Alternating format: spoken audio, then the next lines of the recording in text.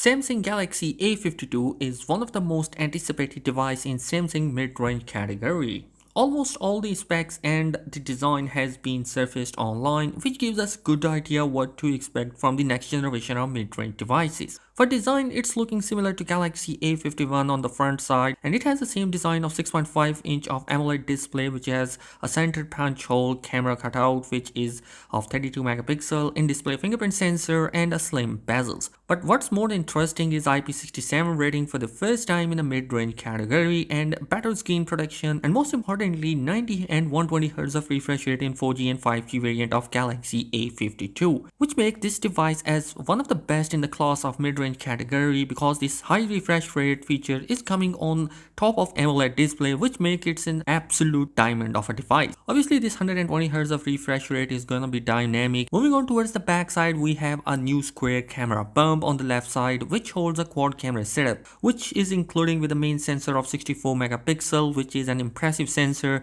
8 megapixel of ultra wide, 5 megapixel of a macro shooter, and a 2 megapixel of depth sensor is expected to the upcoming Galaxy A52 devices. The camera sensor are looking pretty much decent. The 64 megapixel sensor is looking gorgeous, and since it's a mid-range category device, so it's my assumption that we will see a plastic bag for the Galaxy A52 devices, considering the price in which it is going to be launching.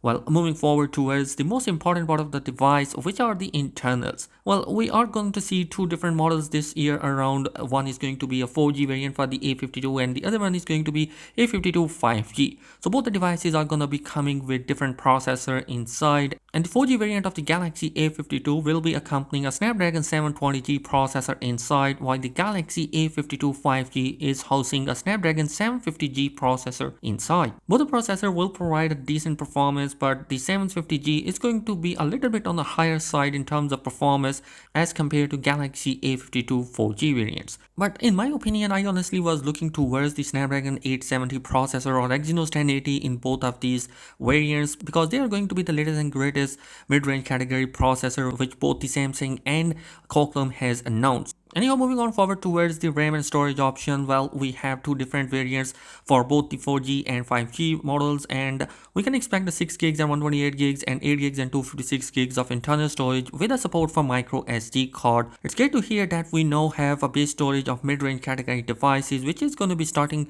at 128 gigs of base storage option, which Samsung is going to provide. Battery wise, it is expected to arrive 4500 mAh both for 4G and 5G model of the A52, and the charging brick is going to be supported by 25 watt. It would be interesting to see that Samsung is going to provide any charger inside the box or not, considering the fact that it's not providing any kind of a charger inside their flagship level devices. So lastly is going to be the pricing of the Galaxy A52 models, and according to different leaksters, we are going to see there is going to be a price drop in both the A52 4G and 5G variants, and it is expected that we might see the Galaxy A52 will be priced between 330 to 395 euros. Which is pretty decent for such kind of a device. So overall, I believe that it will be an interesting device based on processor, but rest of the specs are absolutely impressive based on price. So guys, that is it in this video. Subscribe if you are new here, and thanks for watching this video.